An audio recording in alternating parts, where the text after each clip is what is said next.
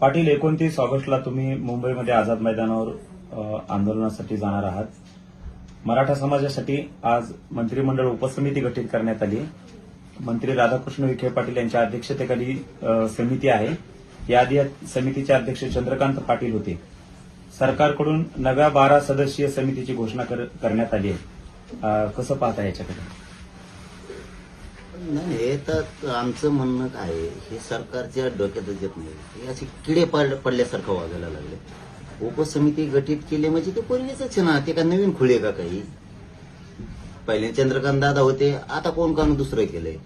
उपसमिती गठीत करणं आणि आमच्या मागण्या ही वेगळा वेगळा विषय आहे. आणि ते नवीन नाहीये, जरी वेगळा विषय असला काय नसला काय.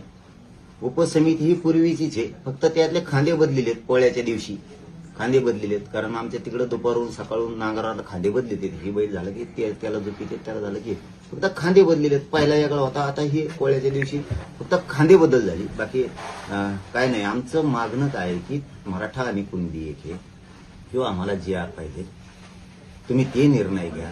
त्याच्यासाठी सरकारच्या कॅबिनेट बैठका लावा, त्याच्यासाठी समितीला बोलवा. हैदराबादचं गॅजेटियर आहे, 17 संस्थांचं, याच्यासाठी तुम्ही मंत्रिमंडळाची बैठक बोलवा. त्याला त्याची मंजुरी द्या, त्याची अंमलबजावणी करा. केसेससाठी कॅबिनेट बोलवा. तुम्ही केसेस मागे घ्या. बलिदान गेलेल्या कुटुंबाचा विषय मार्गी काढा.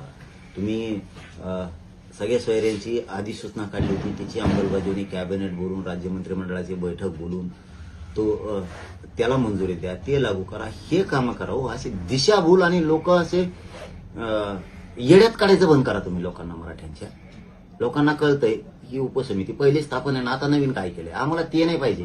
आमच्या मागण्या ज्या आहेत ना, त्याची अंमलबजावणी देऊन त्याच्यासाठी बैठक घ्या. बाकीच्या गोष्टी ऐकण्यात आम्हाला रस नाही, आनंद नाही, ना आम्हाला त्याच्याकडे डुकून बघायचं नाही. मुंबईला आम्ही येणार, तुम्ही जर अंमलबजावणी नाही दिल्या तर.